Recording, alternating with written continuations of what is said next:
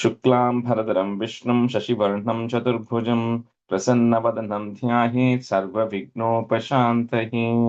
ॐ सहना भवतु सहनौ भुनक्तु सह वीर्यं करभावहै तेजस्विनावधीतमस्तु मा विद्विषावहै। ॐ शान्ति शान्ति शान्तिः। अगजानन पद्मार्कं गजाननमहर्निशम् अनेकदन्तं भक्तानाम् एकदन्तमुपास्महे। श्रीमहागणपतये नमः। गुरवे सर्वलोकानां विषजे भवरोगिणां निधये सर्वविद्यानां श्रीदक्षिणामूर्तये नमः। अस्मद्गुरुचरणारविन्दाभ्यां नमः। वसुदेवसुतं देवं कंसचाणूरमर्दनं देवकी परमानन्दं कृष्णं वन्दे जगद्गुरुं। ज्ञानानन्दमयं देवं निर्मलस्फटिकाकृतिम् आधारं सर्वविद्यानां श्रीहयग्रीवमुपास्महे। श्रीहयग्रीवमूर्तये नमः। सरस्वति नमस्तुभ्यं वरदे कामरूपिणि विद्यारम्भं करिष्यामि सिद्धिर्भवतु मे सदा। श्रीमहासरस्वत्यै नमः। उमाकोमलहस्ताब्जसम्भावितललाटकं हिरण्यकुण्डलं वन्दे कुमारं पुष्करस्रजं। வெற்றிவேல் முருகனுக்கு ஹரஹரோஹரா. லோகவீரியம் மகாபூஜ்யம் சர்வரக்ஷாகரம் விபும் பார்வதி ஹிருதயானந்தம் சாஸ்தாரம் பிரணமாம்யகம்.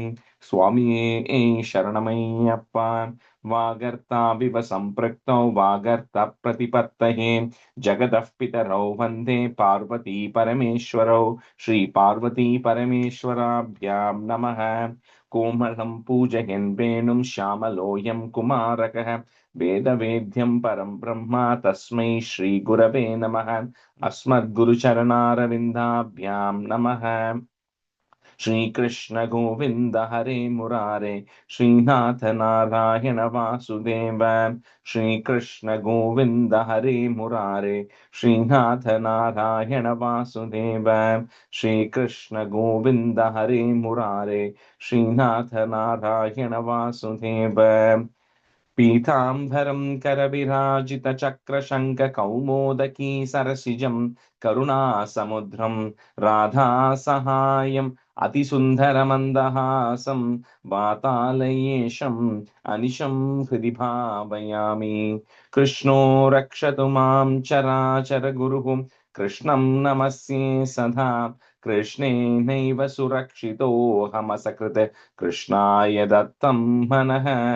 कृष्णादेव समुद्भवो मम विभो कृष्णस्य दासोऽस्म्यहम्। कृष्णे भक्तिरचञ्चलास्तु भगवन्। हे कृष्ण तुभ्यं नमः। श्रीगुरुवायूरप्पा शरणं नम्राणां सन्निधत्ते सततमपि पुरस्तैरणभ्यर्थितानपि अर्थान् कामानजस्रं वितरति परमानन्दसान्द्रां गतिं च। इत्थं निःशेषलभ्यो निरवधिकफलः पारिजातो हरे त्वं क्षुद्रं तं शक्रवाटी ध्रुममभिलषति व्यक्तमर्त्यव्रजोऽयं। श्रीगुरुवायूरप्पा शरणं श्रीभट्टपादम् अनिशं हृदि भावयामि। वंशी विभूषितकरात् नवनीरदाभात् पीताम्बरात् अरुणबिम्बफलादरोष्टात् पूर्णेन्दुसुन्दरमुखात् अरविन्दनेत्रात् कृष्णात् परं किमपि तत्त्वमहं न जाने. കൈരണ്ടും കൂപ്പി ഞാൻ വീണ്ടും ഇറക്കുന്നു നിരജലോചന നിന്നോടായി. ഇതിനു മഞ്ഞനെ കുമ്പിടേണ്ട തോറും രീതിയിൽ നീ എന്നെ പാലിക്കനായി. കൃഷ്ണ ഹരേ ജയ കൃഷ്ണ ഹരേ ജയ കൃഷ്ണ ഹരേ ജയ കൃഷ്ണ ഹരേ. Good morning, everyone. Okay, so we'll just do a review of 70 and 71 today. See who I had. Harini, can you do one? And then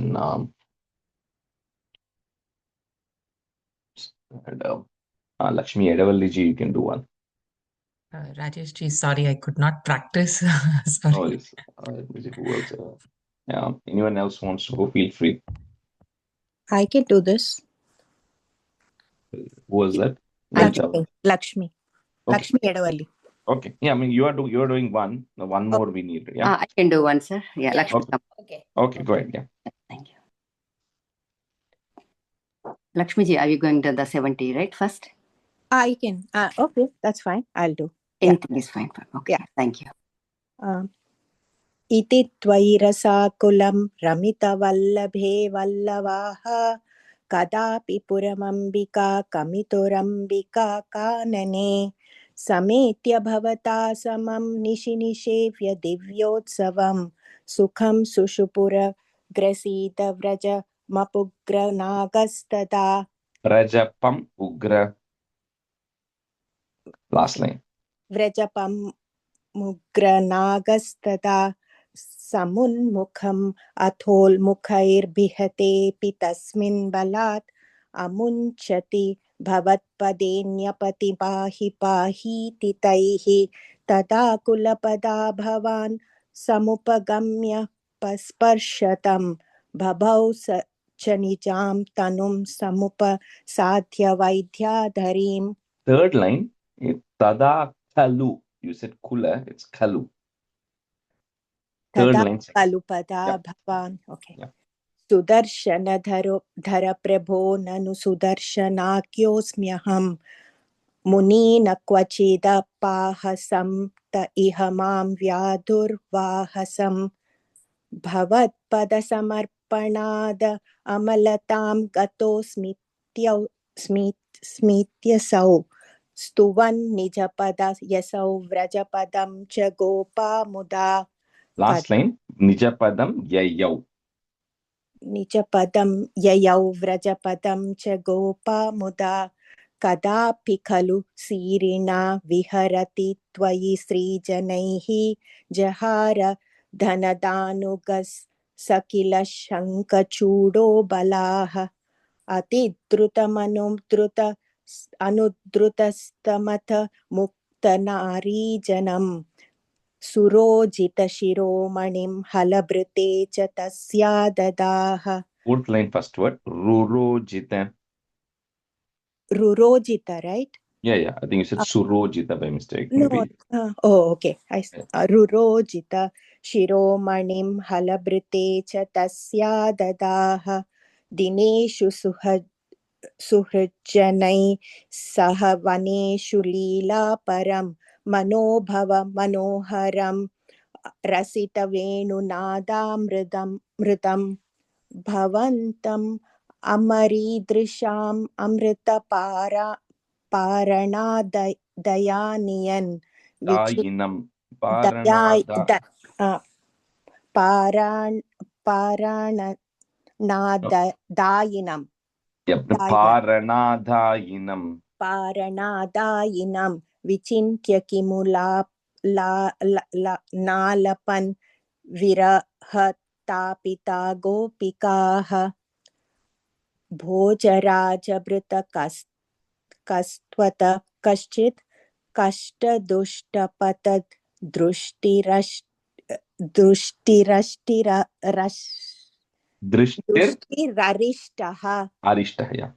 दृष्टिररिष्टः निष्ठुराकृतिरपष्टुनिनादः तिष्ठते स्म भवते वृषरूपी शाक्वरोथ जगति धृतिहारी मूर्तिमेह बृहतीं प्रदधानः पङ्क्तिमाशु परिघूर्ण्य पशूनां छन्दसां निधिमवाप भवन्तं तुङ्गशृङ्गमुखं माश्वभियन्तं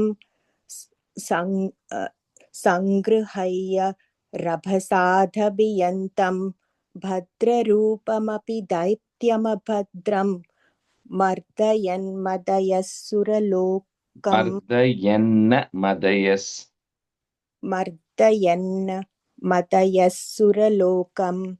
चित्रमध्य भगवन् वृषघातात्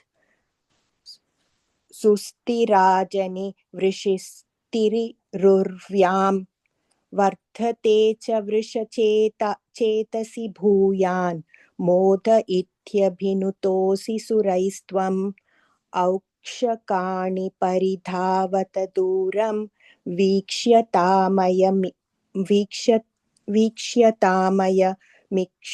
मिहोक्ष विभेदी इत्थमातः हसितैः सह गोपैः गेहगस्त्वमवातपुरेश इति श्रीकृष्णाय परब्रह्मणे नमः। श्रीकृष्णाय परब्रह्मणे नमः। केशी व्योमासुर वध। यत्नेषु सर्वेष्वपि नावकेशी केशी स भोजेषि तुरिष्टबन्धुः त्वां सिन्धुजावाप्य इतीव मत्वा सम्प्राप्तवान् सिन्धुजवाजिरूपः गन्धर्वतामेष गतोऽपि रूक्षैर्नाथैः समुद्वेजित सर्वलोकः भवद्विलोकावधिगोपवाटीं प्रमथ्य पापः पुनरापतत्वाम् तार्क्ष्यार्पिताङ्ग्रेस्तव तार्क्ष्य एषः चिक्षेपवक्षो भुवि नामपादम् भृगोपदाघातकथां निशम्य स्वेनापि शक्यं तदितीव मोहात् प्रवञ्चयन्नस्य कुराञ्चलं द्राक् अमुञ्च चिक्षेपि तदूरदूरम् समूर्छितोऽपि ह्यतिमूर्छितेन क्रोधोष्मना कादितुमादृतस्त्वाम् त्वां वाहदण्डे कृतदेश्च वाहदण्डं यदास्तस्य मुखे तदानीं तद्वृद्धिरुद्धश्वशनो गतासुः सप्ती भवन्नप्यमैक्यमागात्। The last one. Sapti bhavannapyayam. Sorry. सप्ती भवन्नप्ययम् ऐक्यमागात् आलम्भमात्रेण पशोः सुराणां प्रसादके नूत्न इवाश्वमेधे कृते त्वया हर्षवशात् सुरेन्द्राः त्वां तुष्टुवुः वा केशवनामधेयम् कंसायते शौरिसुतत्वमुक्त्वां तं तद्वदोक्तं प्रतिरुध्य वाचा प्राप्तेन केशिक्षपनावसाने श्रीनारदेन त्वमभिष्टुतो भूः. First line just before the comma, I think you added an extra word there. It's kamsayate shauri sutatva muktva. No im. Uktva. Muktva and comma, right? Yeah. It's not muktva, it's uktva, but yeah. Sutatva muktva, yeah. But and after that comma, yeah. Tam tad comes in one, sorry, yeah. Tam comes as in it. Go ahead. Kamsayate shauri sutatva muktva. Yeah, correct. Tam tadvadoktam pratirudhya vacha प्राप्तेन केशिक्षपनावसाने श्रीनारदेन त्वमभिष्टुतो भूः कदापि गोपैः सह काननान्ते निलायन क्रीडनलोलुपं त्वाम् मयात्मजः प्राप दुरन्तमायो व्योमाभिदो व्योमचरोपरोधी सचोरपालायितवल्लवेषु चोरायितो गोपशिशून् पशूंश्च गुहासु कृत्वापि ददे शिलाभिः त्वया च बुद्ध्वा परिमर्दितोऽभूत् एवं विधैश्चाद्भुतकेलिभेदैः आनन्दमूर्छा मतुलां व्रजस्य पदे पदे नूतनयन्न सीमां परात्मरूपिन् पवनीशपायाः. श्रीकृष्णाय परब्रह्मणे नमः. We'll continue with 72 and 73 today. Rajesh, I think we did not finish the 9 and 10. நீங்க finish பண்ணலை. Oh, அப்படியா? Okay. All right. Also, we'll start with 9 the same way. I think we did not finish the 9 and 10. Okay. I don't know if I even said the meaning of it then. Okay. All right. So we'll continue. We'll start from 9 today. So let me see who I had today. Padmaja Mekundam, you can be student, and Nalini, you can be student. All right. So we'll start with 9. Sachorapala hitavallaveshu चोरायितो गोपशिशून् पशूंश्च गुहासु कृत्वा पिदधे शिलाभिः त्वया च बुद्ध्वा परिमर्दितो भूत्. So we saw the Keshi Vadam, which happened in this chapter earlier. The second half of this is another person called Vyomasura. And like we saw earlier, right? All of these people, they all had this magical powers to take any form or any shape. So in the previous stanza, this one Asura called Vyoma, who had in lot of magical powers, and he then took the shape of a Gopa boy, right? So he came as a cowherd boy. So one particular boy did not come today, and he took that particular form. And what he did was he abducted all of those cowherd boys, other Gopa boys, and put them into a cave. So Guhasu Kritva means hiding them in a cave. He put them in a cave and shut it with a boulder. So so very few people were stuck outside, right? So of course Krishna knew what was actually happening. And Krishna then went and fought with the Vyomasura. Then he takes up his original form, which was a massive form, but Krishna is able to get rid of him and then opened the cave and then rescued the boys out. So that was the rescuing of the boys from this Vyomasura, one of the Asuras. Sa Chora Palayita Ballaveshu short u, comma, Chorayito Gopa Shishun Pashumscha. So they were playing the game of police and thief. That's why he was acting like a police or a thief for one of them, and then they were playing, so he hid them away because of that. Guhasu Kritva Pidadhe Shilabihi. So that is goes away. Visarga comma Shilabihi. Tvaya cha Budva Parimardito Bhut. Sachorapalahitavallavishu Chorayito Gopashishun Pashumshcham Guhasu Kritva Pidadhe Shilabihi Tvaya cha Budva Parimardito Bhut. सचोरपालायितवल्लवेषु चोरायितो गोपशिशून् पशूंश्च गुहासु कृत्वापि दधे शिलाभिः त्वया च बुद्ध्वा परिमर्दितोऽभूत् सचोरपालायितवल्लवेषु चोरायितो गोपशिशून् पशूंश्च गुहासु कृत्वापि दधे शिलाभिः त्वया च बुद्ध्वा परिमर्दितोऽभूत्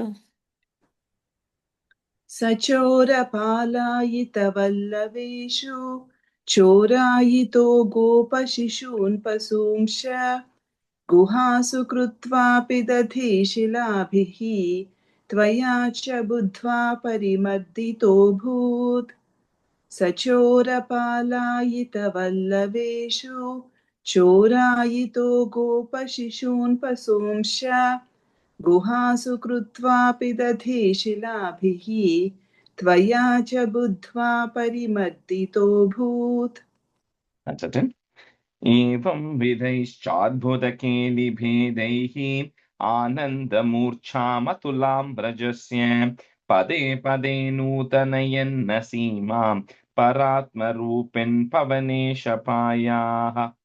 So Krishna, this way, every time there was something always, that Brajabhumi, Vrindavan was always active because something was always happening. You always get people on their toes because this thing is coming to an end right now, right? So this is the last of Krishna's Vrindavan Leela. The next is just a quick wrap up because he's going to leave. So he says, with this, you constantly kept your period at Vrindavan very active. So you were only there for 10 years, but you accomplished more stuff in Vrindavan than you did outside. And then every time you brought pleasure to the people of Vrindavan by protecting them and also keeping them happy all along. So Guru Arpa, please eradicate my ailments also.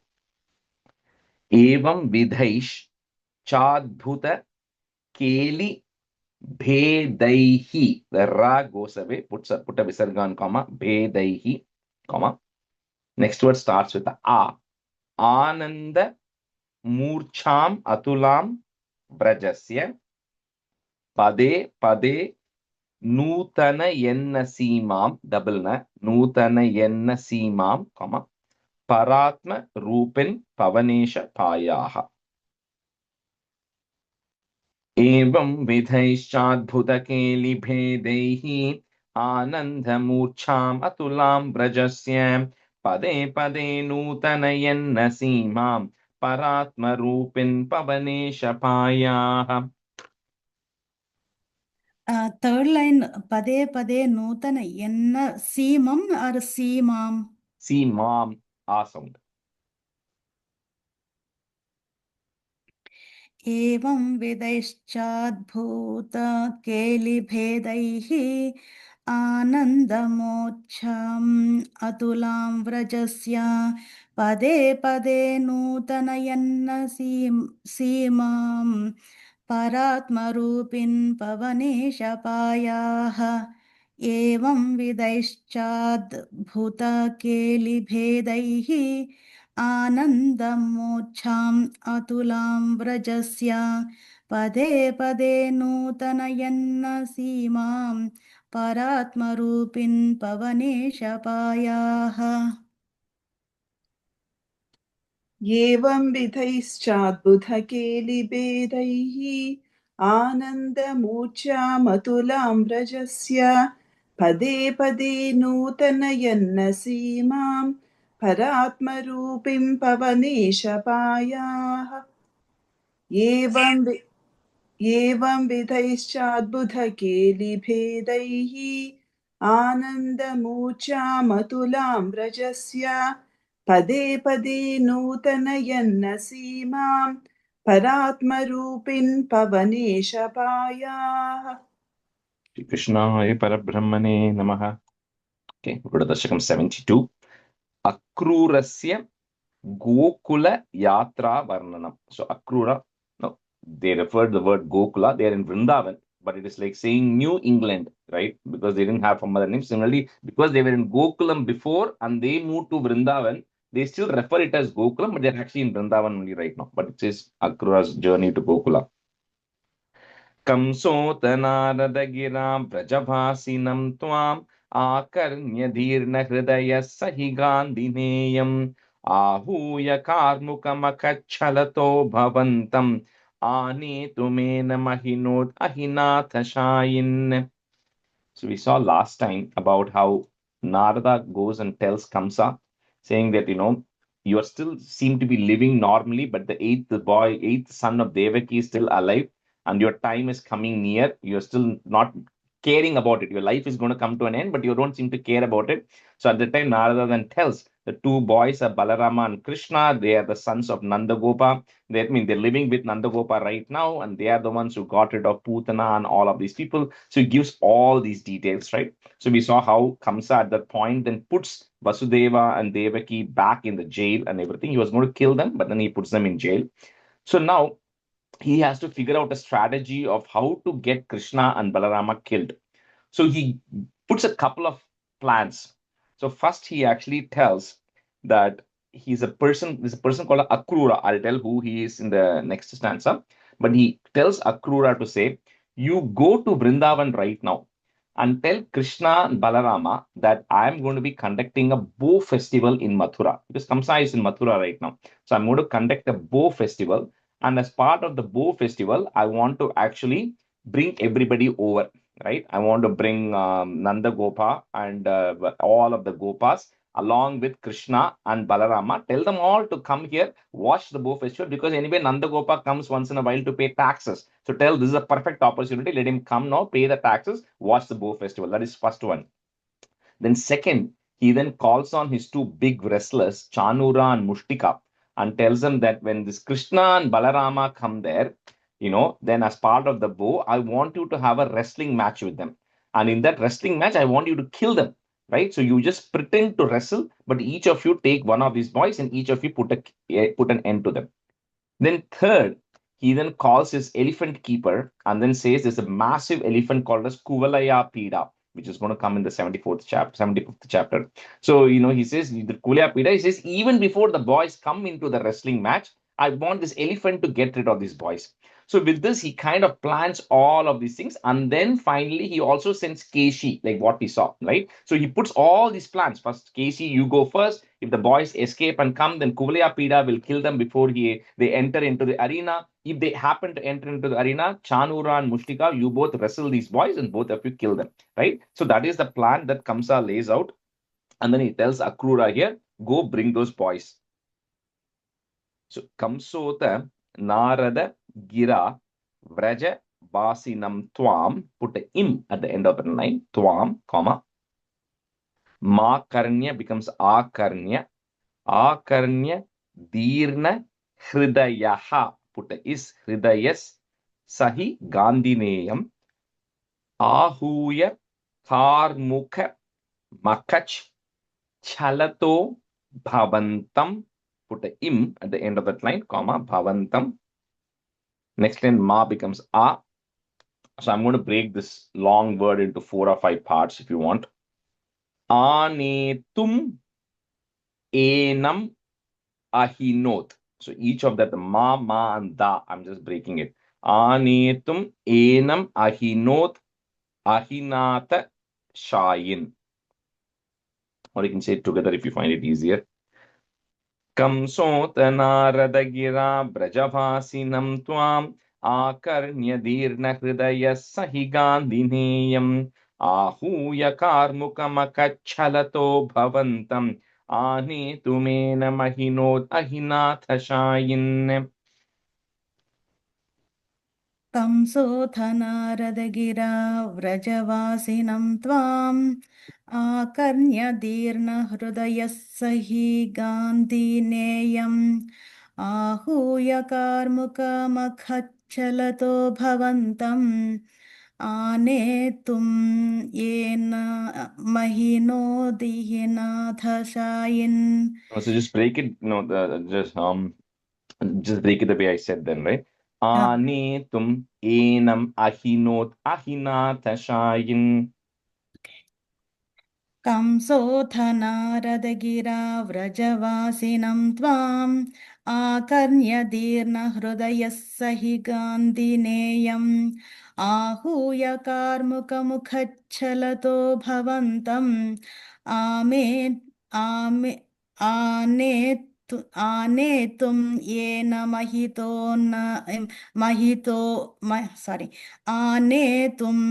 येन आनेतुं येन महिनोदहिनाथशायिन् आनेतुं येन महिनोदहिनाथशायिन्.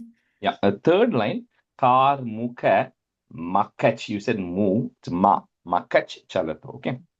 आहूय कार्मुकमखच्छलतो भवन्तम्. Yeah.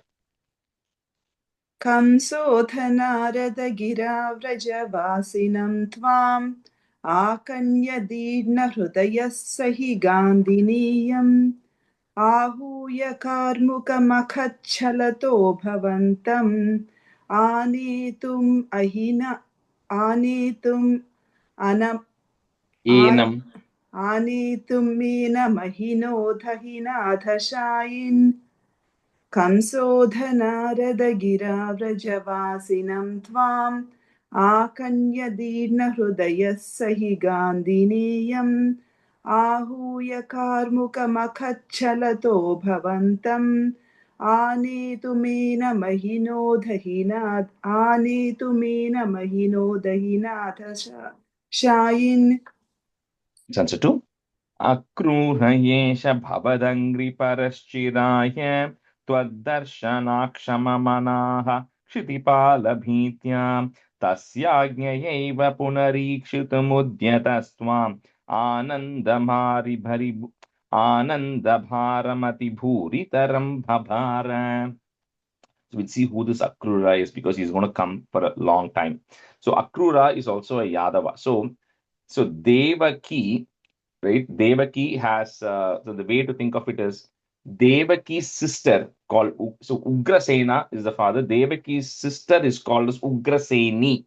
So that Ugraseni, Akrura marries. So Akrura is related to Devaki and also related to Kamsa, like, brother-in-law, right? That kind of a relationship. But is really working in Kamsa's kingdom as a minister or something. So, so that Ugraseni is the daughter of Ugrasena. So Kamsa is kind of directly cousins, right? They're all cousins, husband and all of that stuff. So he's Krishna's uncle anyways, because Krishna is born to Devaki. So the sequence of the days in which it is happening is, on Ekadashi day, on the 11th day, at that time is when Kamsa is telling Akrura, I need you to go to Vrindavan. That is happening on the Ekadashi, 11th day. 12th day, the next day, Akrura leaves for Vrindavan. No, the day Akrura is leaving for Vrindavan is when in the last Dashakam we saw how Narada met with Krishna in Vrindavan, right? So that is happening on the 12th morning where Narada is telling all this is going to happen and he does a stuti. That is happening on the 12th day. And that evening is when this Vyoma incident happened, which we saw in the previous Dashakam. The 13th day, Krishna is going to come to Mathura, and the 14th day, Chaturdashi day, is when the bow festival is happening. So all of this is going to happen in very quick succession, right, over the next few days. So this Akrura, he knew about Krishna. So like I said, there are very few people who knew about, that this is a great person. Not everybody knew that this is a full Bhagavan's incarnation, but few people knew that this is a great person that who we have to worship and respect. Akrura is one such person. So he's heard about Krishna, about the greatness of this boy who was there in Vrindavan. He's been wanting to go see, but he was very afraid because Kamsa, like it was like a dictatorship rule at the time, right? So he could not kind of go anywhere he wants and all of that. So when he now is being told by Kamsa himself to say, you go and bring Krishna, then Akrura is extremely happy. He says, this is the day I've been waiting for, right? I've been wanting to go there. I'm not getting a chance. Now Kamsa himself is telling me to go bring Krishna and Balarama. He says, it's a bhagyam for me that I'm able to go there right now. So Akrura Esha Bhavadangri Parashchiraya, Tvadarshanaakshama. Cannot break that word. Tvadarshanaakshama Manaha. That Visarga you have to say because Ksha is coming later. Manaha Kshitipala Bhitya Tasyagnyayeva Punarikshitum. If you want to break it, that ma Punarikshitum Udhyatas Tvam. Put a im at the end of that line, comma. Punarikshitum Udhyatas Tvam. Next line, Mananda becomes Ananda. Ananda Bharamati Bhuritaram Bhabara. Akrurayesha Bhavadangri Parashchiraya Tvadarshanakshamamanaha Kshitipala Bhitya Tasyagnyayeva Punarikshitumudhyatastvam Ananda Bharamati Bhuritaram Bhabara. Akrura एष भवदङ्घ्रि परश्चिराय त्वद्दर्शनाक्षममनाः क्षितिपालभीत्या तस्याज्ञयैव पुनरीक्षितुमुद्यतस्त्वाम् आनन्दभारमतिभूरितरं बभार अक्रूर एष भवदङ्घ्रि परश्चिराय त्वद्दर्शनामक्षममनाः क्षितिपालभीत्या तस्याज्ञयैव पुनरीक्षितुमुद्यतस्त्वाम् आनन्दभारमतिभूरितरं बभार अक्रूर एष भवदङ्घ्रिपरश्चिराय त्वद्दर्शनाक्षममनाः क्षितिपालभीत्या तस्याज्ञयैव पुनरीक्षितुमुद्यतस्त्वाम् आनन्दभारमतिभूरितरं बभार. Only that second line, Manaha, the Visarga you have to say, yeah. Akrura एष भवदङ्घ्रिपरश्चिराय त्वद्दर्शननाक्षममनाः क्षितिपालभीत्या तस्याज्ञयैव पुनरीक्षितुमुद्यतस्त्वाम् आनन्दभारमतिभूरितरं बभार. Stanza 3. Sohyam ratena sukriti bhavato nivasam gachan manorathaganam stvaidharyamanan aswadayan muhurapaya bayena daivam samprartayan patina kinchidapi vyajanat. So very beautifully it captures Akrura's mindset right now, right? So that Ekadashi day, he stays in Mathura. He's been told by Kamsa. So the next day, he now decides to set out from Mathura to Vrindavan, which is really a few hours, right? So as he's going in his chariot, right, Akrura is kind of thinking about it. He says, I must have done really some good austerities or some good deeds because, or he says, or I must have given something to charity, or I might have done some punyam in the past that today I am being sent to meet Krishna and then bring him back, right? And he says, that it's very rare because these people, a lot of people there knew, right, to some extent what a great personality this is. They say it's not an easy chance for me to get a chance to go meet with Krishna. He says all the sins I have done is going to get eradicated, and he's thinking about how it will be when he goes and meets Krishna. That's going to come a little later, but he's thinking about how he's lucky to be have gotten into this opportunity. And then again, he's thinking again, saying it is indeed a double blessing for me that Kamsa himself is going and sending me, so I will not also have any problem. And then he's praying that there's no obstacles for him as he gets over to Vrindavan and he's able to reach there without any problem, meet Krishna and Balarama, and then bring them back safely as well. So with that, Akrura is setting off on his journey. Soyam Rathena Sukruti Bhavato Nivasam, Gachan Manoratha Ganams Tvai Dharyamanan Aswadayan Muhurapaya Bhayena Daivam, and then put a plus, Samprartayan Patina Kinchidapi Vyajanat. Last two lines together. Soyam Rathena Sukruti Bhavato Nivasam Gachan Manoratha Ganam Stvai Dharyamanan Aswadayan Muhurapaya Bhayena Daivam Samprartayan Patina Kinchidapi Vyajanat.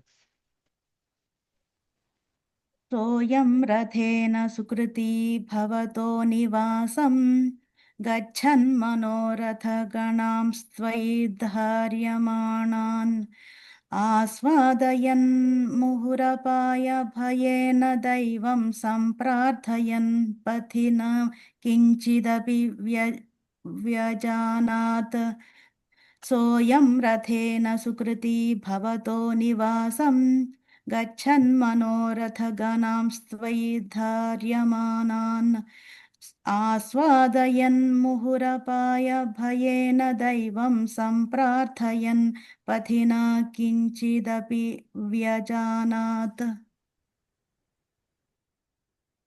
सोऽयं रथेन सुकृती भवतो निवासं गच्छन् मनोरथगणांस्त्वयि धार्यमाणान् आस्वादयन् मुहुरपाय भयेन दैयं सम्प्रार्थयन् पथि न किञ्चिदपि व्यजानात्. Third line, last word, Daivam. दैवम्.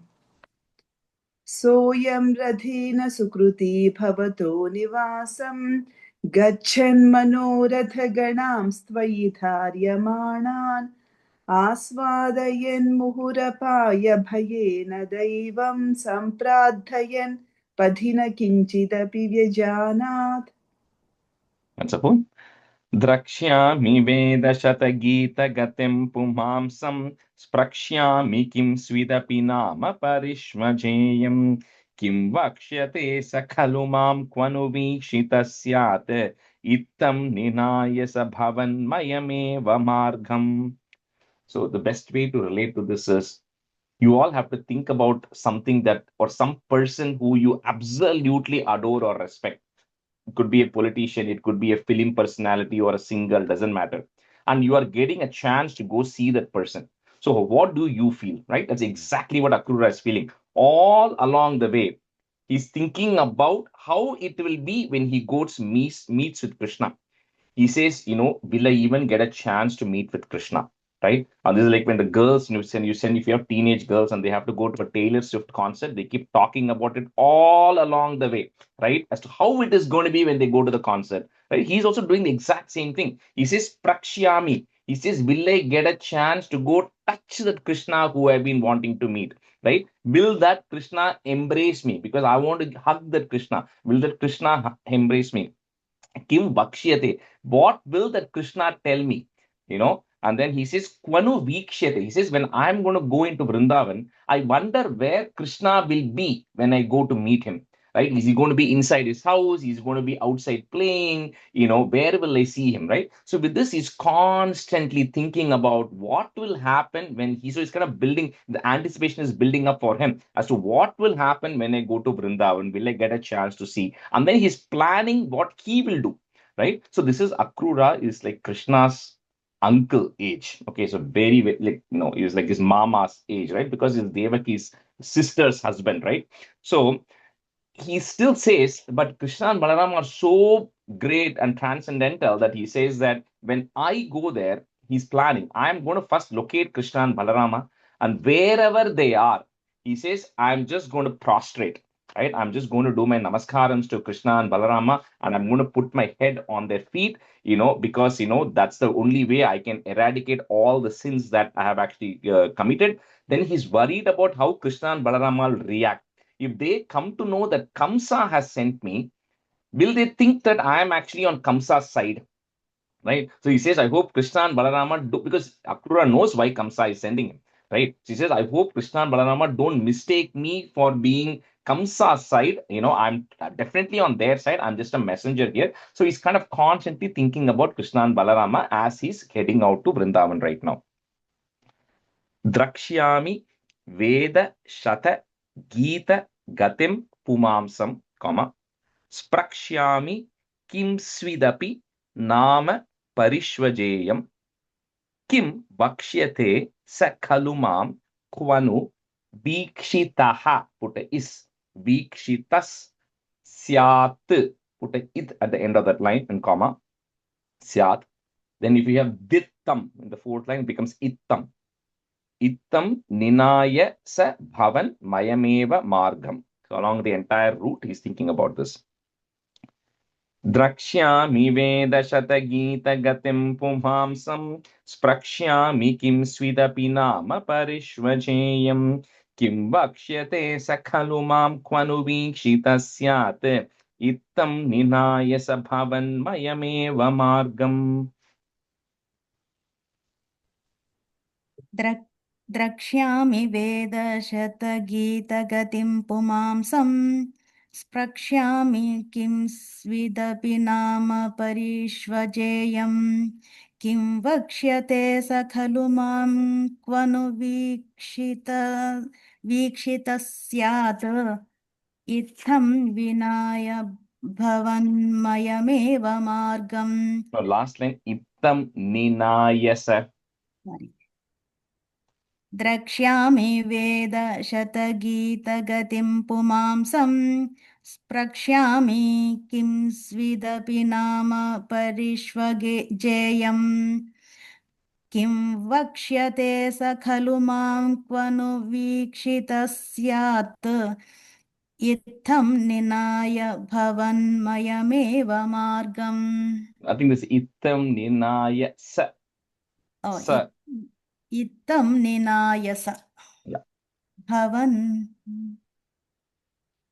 द्रक्ष्यामि वेदशतगीतगतिं पुमांसं स्प्रक्ष्यामि किं स्विदपि नाम परिष्वजेयं किं वक्ष्यते स खलु मां क्वनु वीक्षितः स्यात् इत्थं निनाय स भवन्मयमेव मार्गम्. द्रक्ष्यामि वेदशतगीतगतिं पुमांसं स्प्रक्ष्यामि किं स्विदपि नाम परिष्वजेयं किं वक्ष्यते स खलु मां क्वनु वीक्षितः स्यात् इत्थं निनाय स भवन्मयमेव मार्गम्. Sounds of right. Bhuyah Kramadapi Vishan Bhavadhangri Putam Vrindavanam Haravirincha Surabhivandyam Anandamagna Ibalagna Iva Pramohe Kim Kim Dashantaramavapana Pankajaksha. The next two stanzas, beautifully talks about the greatness of Vrindavan. I'll talk about it in the next stanza.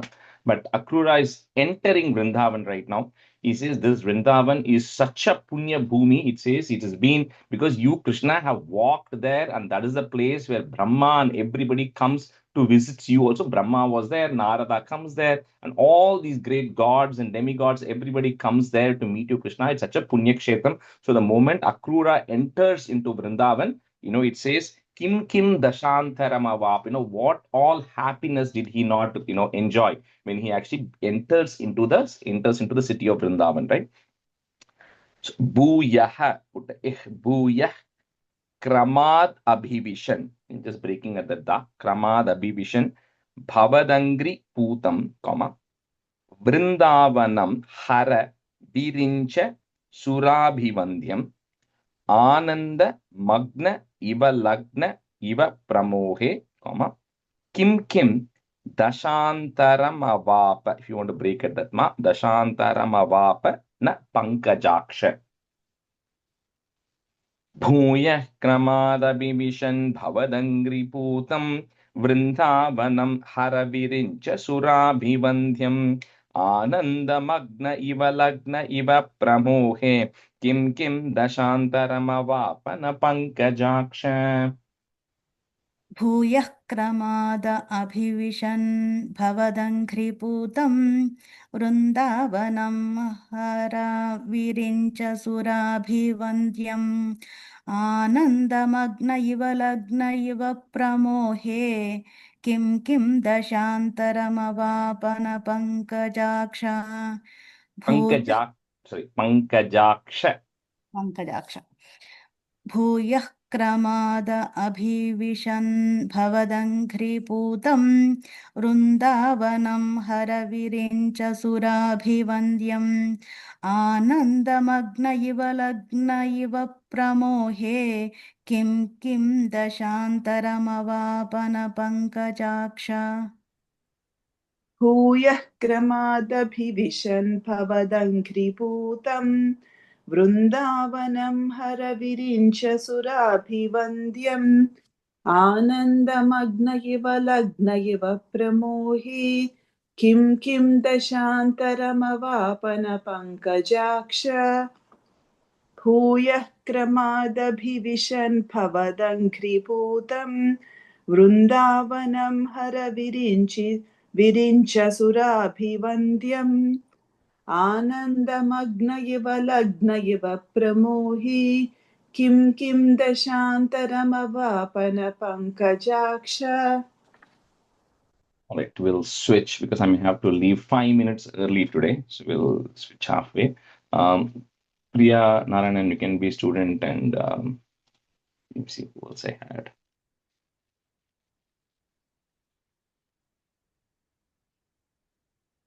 Sorry, 1 second. Shubha Hari, you can be student. Stanza 6.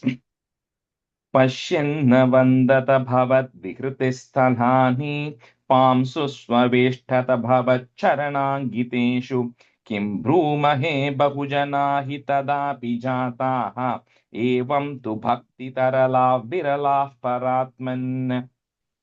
So when Akrura enters into Vrindavan, right, he steps foot, right? He says, okay, I am not going to step my foot on Vrindavan first, because that is an insult to Vrindavan if I keep my foot on Vrindavan. So he says, first I'm going to roll myself in the mud of Vrindavan where Krishna has walked. And this one very beautiful in Bhagavata Mahatmyam, which talks about the greatness of Bhagavatam. There is a very nice thing that comes around the greatness of Vrindavan, right? Which Narada says. I'm just going to read 3 stanzas. It should be self-explanatory, but I'll explain the meaning as well. Narado vacha aham tu prithivim yato nyatva sarvotamamiti pushkaram cha prayagam cha kashim godavarim thata harikshetram kurukshetram srirangam setu bandhanam evamadishu tirteshu brahmamana itastatah na pashyam kutrachischarma manas santoshakarakam kalina dharma mitrena dhareyam bhadinadhuna. So Narada says, I'm coming to earth because Kali has come in, Kali Yugam has started, and I want to find out where in the entire Bhumi can I actually go and get rid of the effects of Kali with pure bhakti, right? Where is that core bhakti there, right? And he says, I go to Pushkaram, I go to Prayag, I go to Kashi, I visit Godavari, I go to Harikshetram, Haridwar, I go to Kurukshetram, I go to Srirangam, I go to Setu Bandhanam, which is, Rameshwaram. So I go to all of these places. All of these places, of course, there is great Punya Kshetrams, no doubt about it. But he says that core bhakti, which comes out of pure love and devotion, he says, I'm only that Bhakti Devi. He later on finds her on the banks of Yamuna in Vrindavan, right? Because that is how pure that place is, which is pure bhakti and love, right? Nothing to do with any rituals, nothing to do with any puja or any of that stuff, right? It is just pure bhakti and love in Vrindavan. So anyway, so when Akrura comes there, he says, I have to roll on the muds of Vrindavan to then get myself blessed, right? So I also get that amount of bhakti. So with that, he then enters into Vrindavan there. Pashyanna vandhata bhavat bihriti sthalani, comma, pam sushvaveshtata bhavach charanangiteshu kim brumahe bahujana hi tadapi jataha. You won't have a visarga, but add it there. Jataha, comma. Evam tu bhakti tarala viralaha. Put F, virala paratman. Pashyanna vandata bhavat vihriti sthalani pam susvaveshtata bhavat charanangiteshu kim bhrumahe bahujana hi tadapi jataha evam tu bhakti tarala virala paratman. पश्यन्न वन्दत भवद्विहृति स्थलानि पांशुष्ववेष्टत भवच्चरणान्कितेषु किं ब्रूमहे बभुजना हि तदापि जाताः एवं तु भक्तितरला विरलाः परात्मन् पश्यन्न वन्दत भवद्विहृतिस्थलानि पांशुष्ववेष्टत भवच्चरणान्कितेषु किं ब्रूमहे बभुजना हि तदापि जाताः एवं तु भक्तितरला विरलाः परात्मन् पश्यन्न वन्दत भवद्विहृतिस्थलानि पंशुष्ववेस्तत भवच्चरणान्कितेषु किं ब्रूमहे बहुजना हि तदापि जाताः एवं तु भक्तितरला विरलाः परात्मन् पश्यन्न वन्दत भवद्विहृतिस्थलानि पांशुष्ववेष्टत तत भवच्चरणान्कितेषु किं ब्रूमहे बहुजना हि तदापि जाताः एवं तु भक्तितरला विरलाः परात्मन्. Stanza 7. सायं सघोपभवनानि भवच्चरित्रगीतामृतप्रसृतकर्णरसायनानि पश्यन् प्रमोदसरितेव किलोह्यमानो गच्छन् भवद्भवनसन्निधिमन्वयासीत्. So he's kind of reaching around the evening time, Sayam, right? Somewhere around dusk, he's reaching Vrindavan. And like when you, with no matter which place you go, for example, you go to Tirupati or you go to Guruvayur or any place you go, the moment you enter into the vicinity of the city, suddenly, in Guruvayur you enter, you will start seeing Yesudas songs, running Krishna songs coming. You'll start seeing Krishna photos everywhere. I'm sure Tirumala, if you go, from a particular point that starts, right? So that's kind of what he's saying. The moment he starts entering into Vrindavan, he's just hearing Krishna Katha everywhere. He's seeing that everybody is talking about Krishna. Somehow that vibe is everything about Krishna there, because Krishna was there. Everybody used to talk about it, and he felt anything he saw there, he could relate it to Krishna. So maybe this is where Krishna was playing. Oh, this is the Govardhana mountain. This is the Yamuna river. This is where Krishna was danced on Kalia. So everything he saw there was somehow tying it to Krishna. And then he's beginning to get the feelings, right, of Krishna as he's getting into the city of Vrindavan in the evening. Sayam sa gopa bhavanani bhavach charitra, put a plus, Geetamrita prasita karna rasayanani. It's all a nectar to his ears because he's constantly hearing everybody talking about it. Pashyan pramoda sariteva kilohyamano, gachan bhavat bhavana sannidhim. I'm just breaking at that ma. Sannidhim anvayatsit. Sahyam sagopa bhavanani bhavacharitra geetamrita prasruta karna rasayanani. Pashyan pramoda sariteva kilohyamano gachan bhavat bhavana sannidhim anvayasit. सायं स गोपभवनानि भवच्चरित्र गीतामृत प्रसृत कर्णरसायनानि पश्यन् प्रमोदसरितेव खिलोह्यमानो गच्छन् भवन्सन्निधिमन्वयासीत् सायं स गोपभवनानि भवच्चरित्र गीतामृत प्रसृत्र कर्णरसायनानि पश्यन् प्रमोदसरितेव खिलोह्यमानो गच्छन् भवनसन्निधिमन्वयासीत् सायं स गोपभवनानि भवच्चरित्रगीतामृतप्रसृतकर्णरसायनानि पश्यन् प्रमोदसरिदेव खिलोह्यमानो गच्छन् भवनसन्निधिम् अन्वयासीत् सायं स गोपभवनानि भवच्चरित्रगीतामृतप्रसृतकर्णरसायनानि पश्यन् प्रमोदसरिदेव खिलोह्यमानो गच्छन् भवनसन्निधिम् अन्वयासीत्. That's 8. तावद्ददर्श पशुदोह विलोकनूलं भक्तो तमागतिमिव प्रतिपालयन्तं भ्रूमन् भवन्तमयमग्रजवन्तमन्तः ब्रह्मानुभूतिरससिन्धुम् इवोद्वमन्तम्.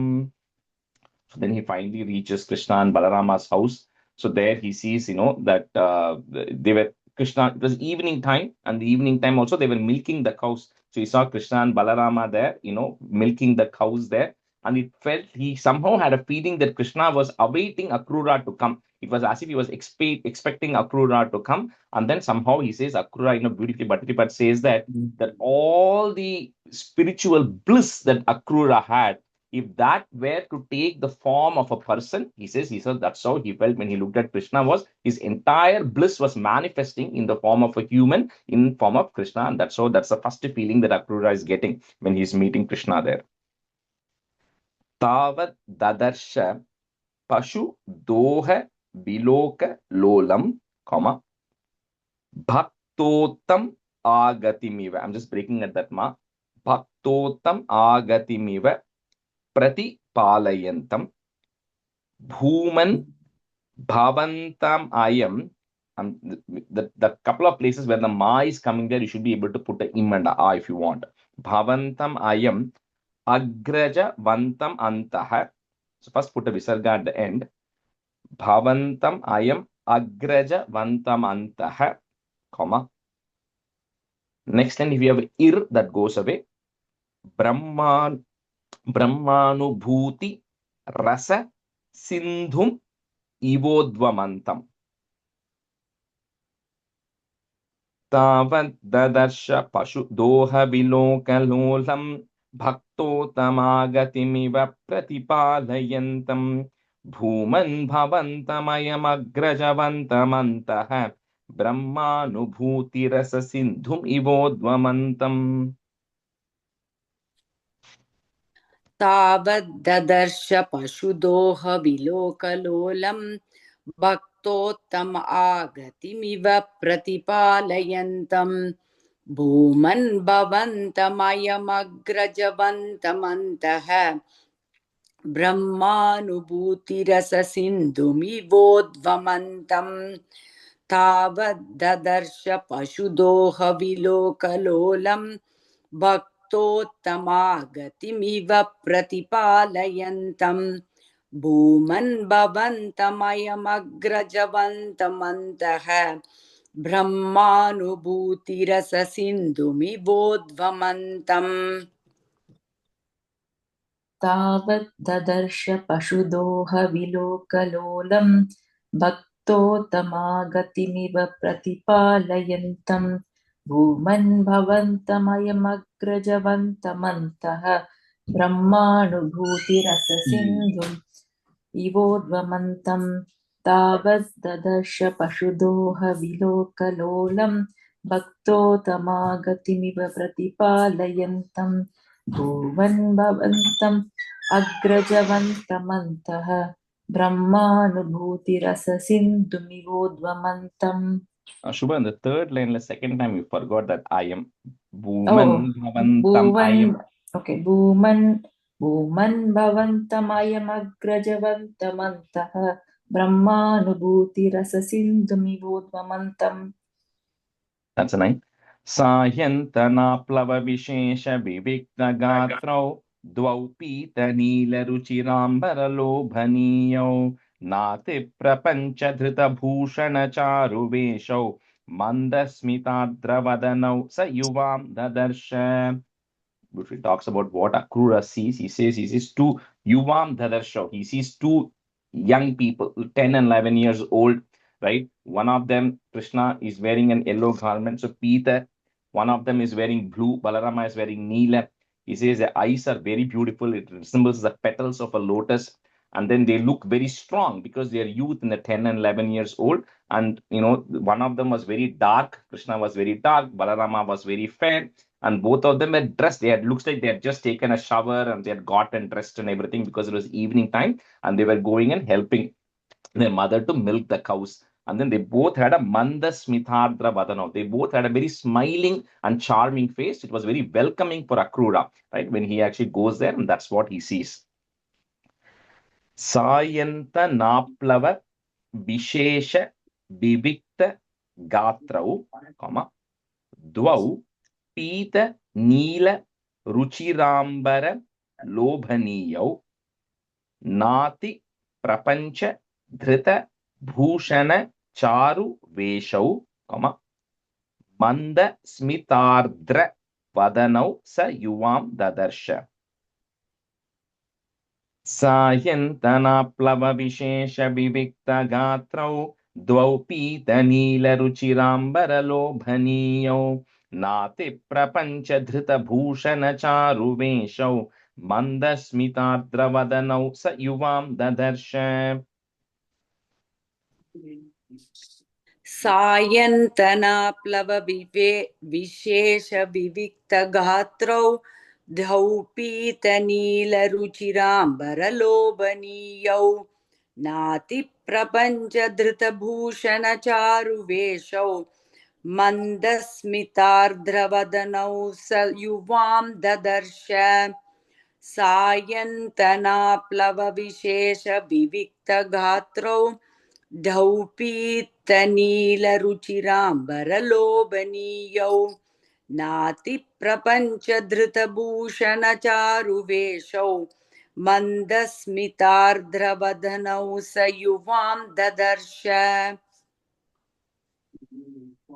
सायन्तनप्लवविशेषविविक्तगात्रौ द्वौ पीतनीलरुचिराम्बरलोभनीयौ नातिप्रपञ्चधृतभूषणचारुवेशौ मन्दस्मितार्द्रवदनौ च युवां ददर्श.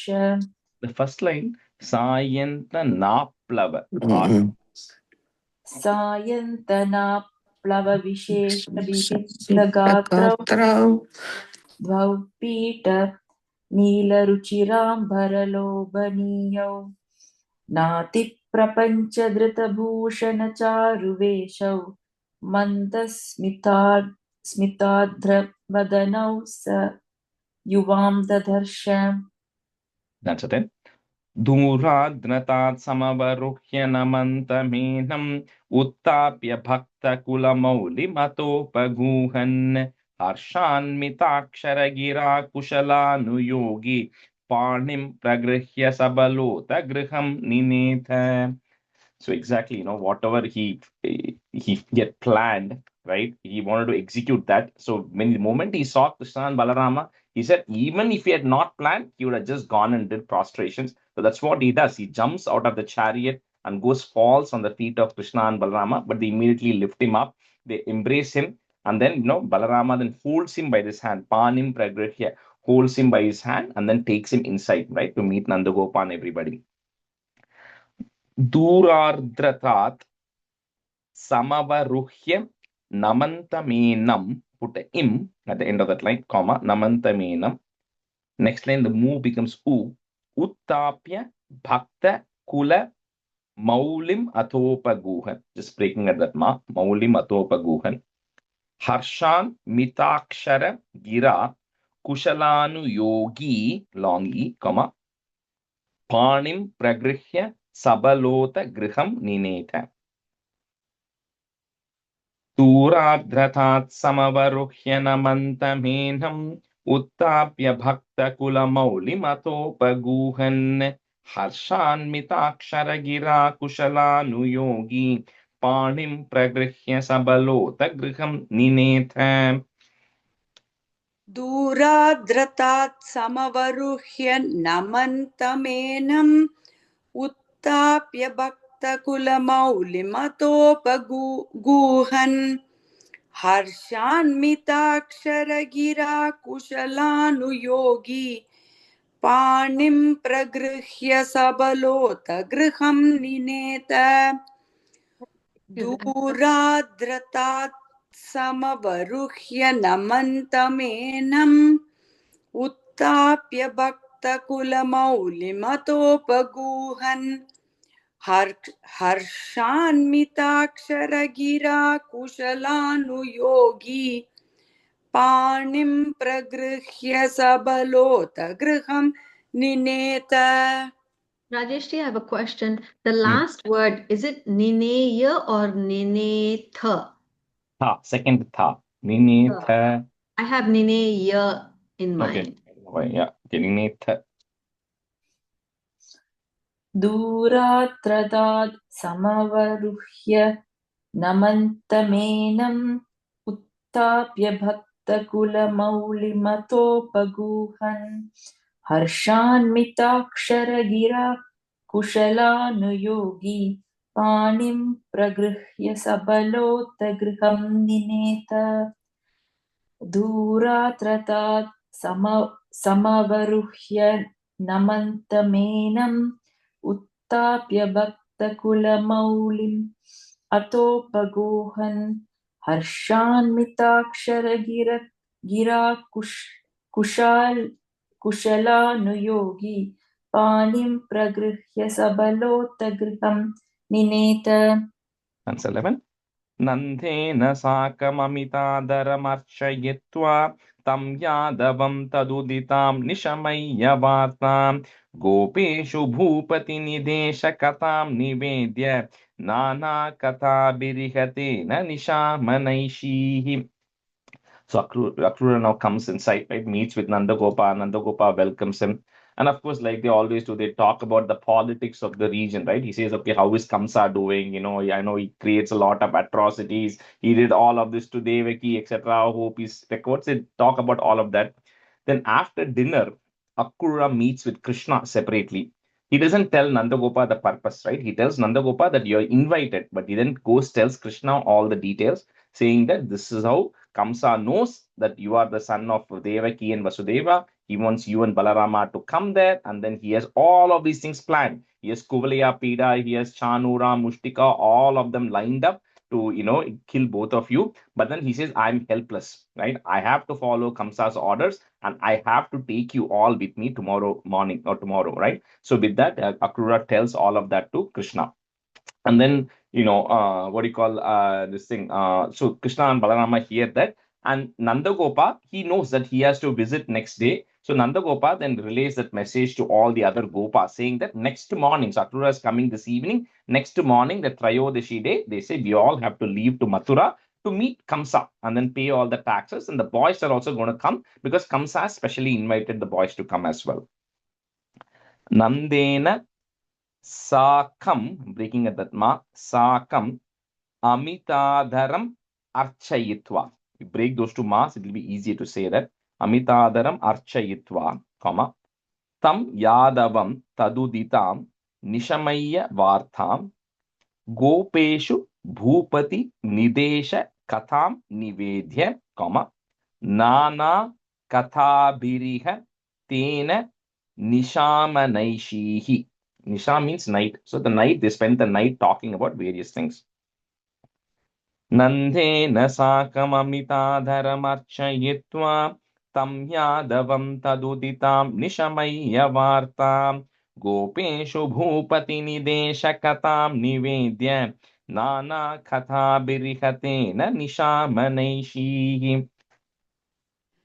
नन्देन साकममिताधरमर्चयित्वा तं यादवं तदुदितां निशमय्यवार्ताम् गोपेषु भूपतिनिदेशकथां निवेद्य नानाकथाभिरिहतेन निशामनैषीः नन्देन साकम् अमिताधरमर्चयित्वा तं यादवं तदुदितां निशमय्यवार्ताम् गोपेषु भूपतिनिदेशकथां निवेद्य नानाकथाभिरिहतेन निशामनैषीः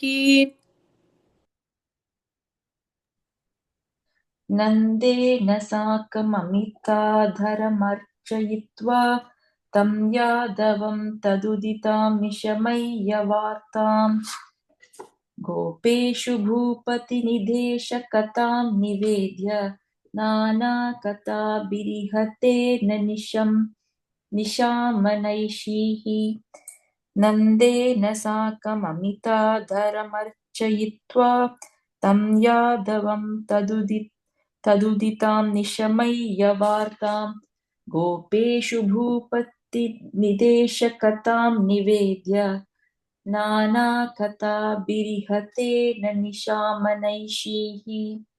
That's it. Chandra grihe kimuta chandra bhaga grihenu radha grihenu bhavane kimu maitra vinde dhurto vilambataite pramadha biruchaihi ashankito nishimarut puranatapaya. Next few stanzas, this stanza and the next few stanzas of the next Dasakam, very sad, it's like the movie, So that night, right? Because then Nandagopa has told everybody, okay, we're going to leave early in the morning, right? So whatever things you can bring, milk and ghee, all that stuff, we have to go take it to Kamsa, get ready, pack everything, and whole bunch of Gopas, men are also going to go with Nandagopa, and Krishna and Balarama are going to go. But suddenly that night, the Gopikas and the Gopas are seeing that Krishna is not there anywhere because Krishna is hiding in his house. He doesn't want to meet anybody right now, right?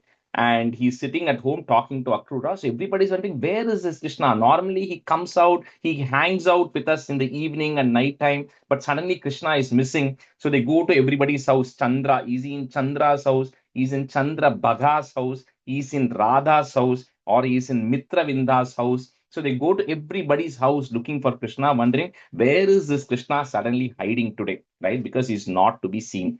So with that, this Dasakam comes to an end. O Guru Arapa, please protect me. Chandra grihe kimuta Chandra bhaga grihenu, comma, Radha grihe nu bhavane kimu maitra vindhe durto vilambata iti pramadabhiruchaihi. Put a visargan comma there. Pramadabhiruchaihi. Next line, Ra becomes A. Ashankito nishi marut puranata payaha. Chandra grihe kimuta Chandra bhaga grihenu Radha grihenu bhavane kimu maitra vinde dhurto vilambata iti pramadabhiruchaihi ashankito nishimarut puranatha payaha.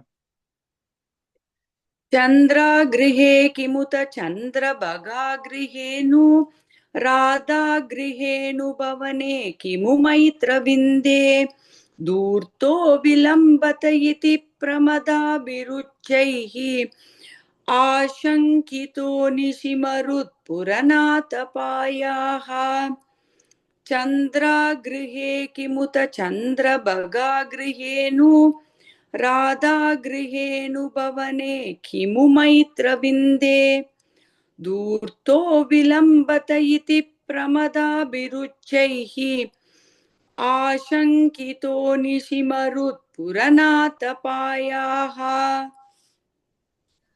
चन्द्रागृहे किमुत चन्द्रभगागृहेनु राधागृहेनु भवने किमु मैत्रविन्दे धूर्तो विलम्बत इति प्रमदाभिरुच्चैः आशङ्कितो निशिमरुत्पुरनाथपायाः चन्द्रागृहे किमुत चन्द्रभागगृहेनु राधागृहेनु भवने किमु मैत्रविन्दे धूर्तो विलम्बत इति प्रमदाभिरुच्चैः आशङ्कितो निशिमरुत्पुरनाथपायाः First line, Chandra Bhaga. Chandrabhaga. Okay, I think I said Chandrabhaga. Yeah. But Shri Krishna Parabrahmani Namaha. Dasakam 73. We will do a couple of stanzas. Bhagavato Mathura Prasthana Varnanam. So Krishna leaving for Mathura. Nishamayatavatayana Bhrishamarta Pashupala Balikastah Kimidam Katanviti Maha Samavetah Paridevitanya Kurvan.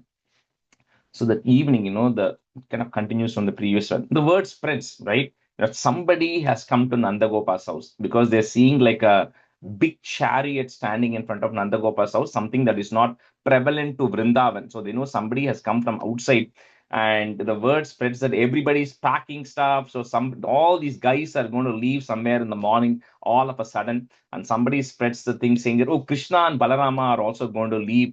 And these Gopikas are not able to find Krishna and Balarama anywhere, right? They go to Chandra's house, Chandrabhaga, Radha's house. And so they all start getting upset, saying, what is happening? He says, something is not right, right? So they all kind of get that feeling, right? That something is not right.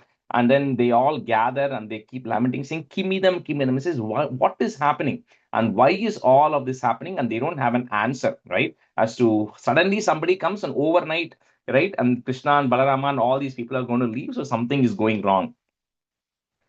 Nishamaya Tavata Yana Vartham, Brishamartaha, put a F, Brishamarta, Pashupala Balikastaha, Kimidam, Katanvitimaha. So this word, better to join those two words and say it together. So it's, if you are following Sanskrit, the katam becomes katan.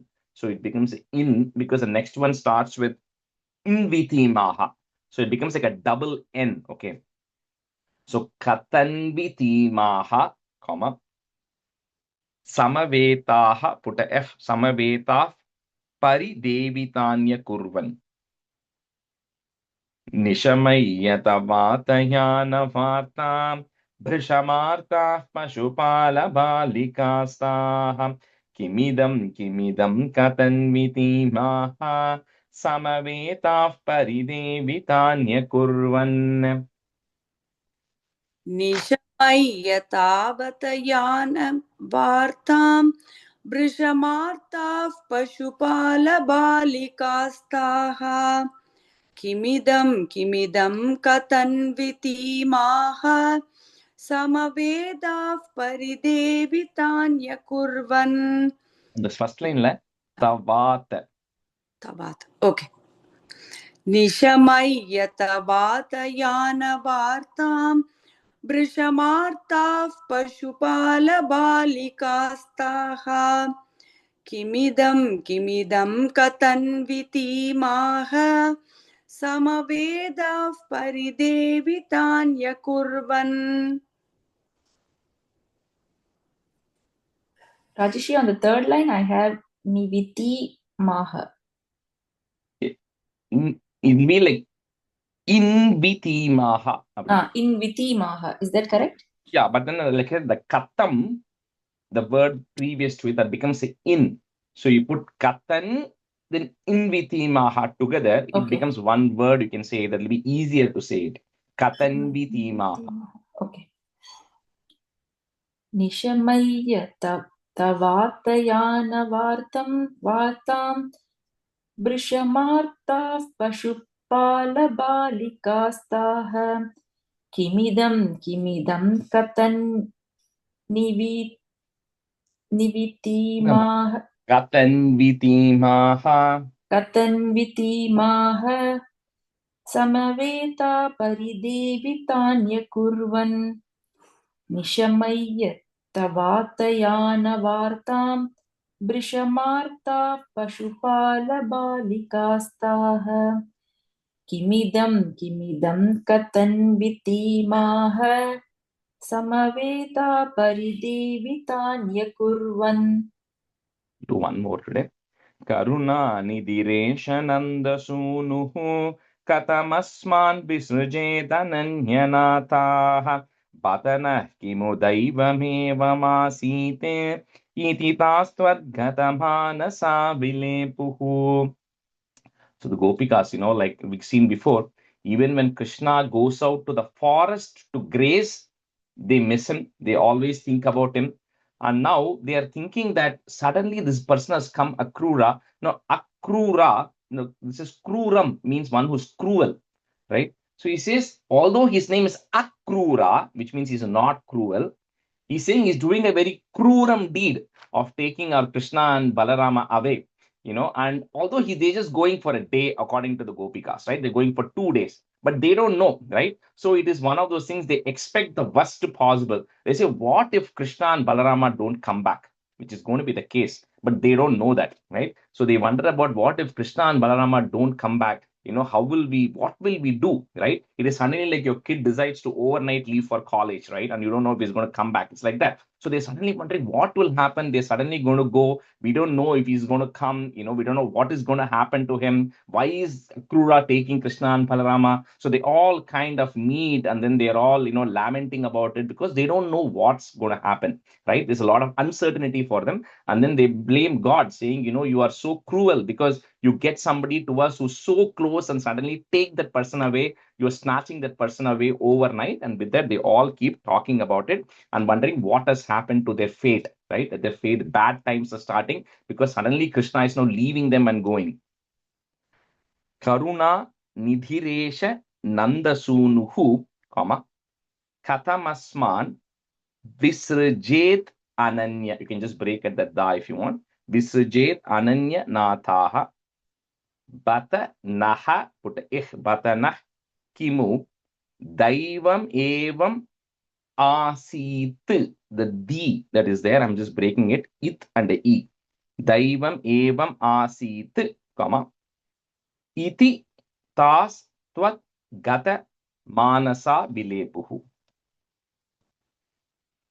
Karuna nidireshananda sunuhu katamasman visrujetananyanathah batanah kimu daivamevamasit iti tastvatgatamanasa vilepuhu. Just one time is okay. Yeah. Karuna nidireshananda sunuhu katamasman visrujedananyanathah batanah kimu daivamevamasit iti tastvatgatamanasa vilepuhu. The first line, the su nuhu, su is a long, nu is a short. Su nuhu. Oh, su nuhu. Okay, I'll note it. Thank you. Karuna nidhireshananda sunuhu katamasman visrijet ananyanathah batanaf kimu daivamevamasit iti tastvat gatamanasa vilepuhu. Stop here today. Shri Krishna Parabrahmane Namaha. सान्द्रानन्दावबोधात्मकमनुपमितं कालदेशावधिभ्यां निर्मुक्तं नित्यमुक्तं निगमशतसहस्रेण निर्भास्यमानम् अस्पष्टं दृष्टमात्रे पुनरुरुपुरुषार्थात्मकं ब्रह्मतत्त्वं तत्तावद्भाति साक्षात् गुरुपवनपुरे हन्त भाग्यं जनानां कायेन वाचा मनसेन्द्रियैर्वा बुद्ध्यात्मना वा प्रकृते स्वभावात् करोमि यद्यत् सकलं परस्मै नारायणायेति समर्पयामि. Thank you everyone. Thank you. Thank you. Thank you everyone. Bye. Rajesh ji, namaste.